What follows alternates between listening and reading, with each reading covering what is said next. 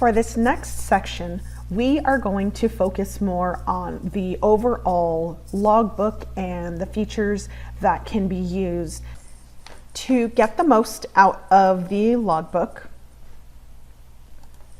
The user rights that should be assigned should include the ability to manage visitors and the ability to approve visits, being able to access the emergency list, being able to add visitor profiles to the shared address book. This is really helpful if there are multiple people booking visits into a location that could include the same people coming back.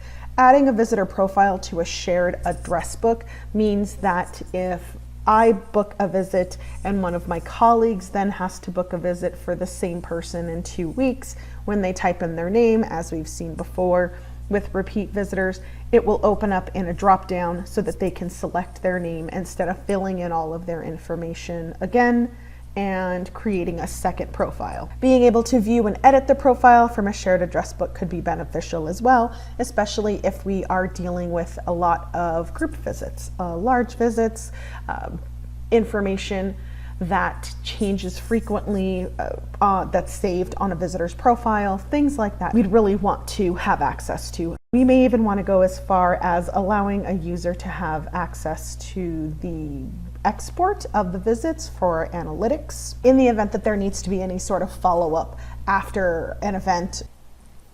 Now that we've got the permissions taken care of, we can look at what it's like going through a multi-location setup. Having a multi-location setup doesn't necessarily mean that your user is going to be at all of these locations. It could be a scenario where there is an admin for a certain group of locations. Since we're looking at a logbook, we'll go ahead and focus on this dropdown. This dropdown holds two separate pieces of information. The first one is a building view, which we will take a peek at in a moment. And the second option is an individual location. If we come over here to a locations overview, I can see here that I am a part of 75 individual locations. However, there are groups of different locations listed here. These are what we call a building view, and these can be used for multiple reasons. The most common reason that someone would have a building view set up is because they are part of a multi-tenant building. A multi-tenant building is a type of location that generally will have a single lobby, but have different people on different floors. You can think of a high-rise, you can think of an office building. This building view is great for any user who needs to see all of their locations at one time. A great example is a security guard or a concierge. They want to see who's coming in to every single tenant in their building. And of course, they don't want to have to click through every single one of these locations in order to be able to see who's coming in, because that would just be crazy. The building view gives you everybody at one time. The guests can be checked in here. We can edit visits from here.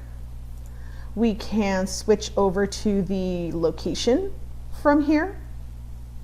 It's essentially a logbook for multiple places. Another feature that is great for a multi-location, multi-tenant setup is our real-time dashboard. The real-time dashboard, as long as it is open and as long as nobody goes idle or logs into another computer, will show all of the activity as it happens. There is one caveat to this view. If you leave it, if you refresh, if you change anything from this view, it will reset because it is a real-time live view.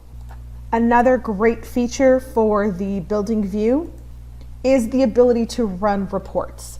If a user, a client, is looking for a way to run reports for one specific group, we always recommend they create building views to separate those locations. When they come over here to request an export, all of their building views are separate and available for an export.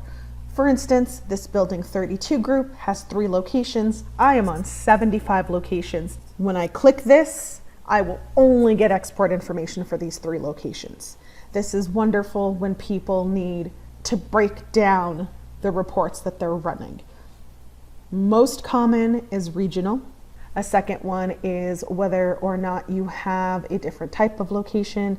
It could be this one is admin buildings. It could be this one is for your engineering buildings. This is when building view and the building setups are most useful. You get what you need and you get it quicker. The reports will be smaller because you are only getting the data that you need, and you don't have to spend as much time sorting through that data. Another great feature that we have for this logbook view is the ability to manage guests in bulk. In the example here, I have 15 expected guests, 4 have already been checked in. If I know that my lobby is going to be a little busy because I have a large group coming in, I can split the time, have some users check in via the kiosk, have others check in via a person-to-person option at the concierge desk, and they can all be managed here from the same place. They can be changed in bulk. So if you see down here, there is an option to check in the guests. Another great feature that is really good for advanced visits is to print badges. That was a more in-depth overview of the logbook and some of the settings that are used by our clients. If you have any questions or concerns about what you've seen, please make sure you reach out and we can get those answered for you.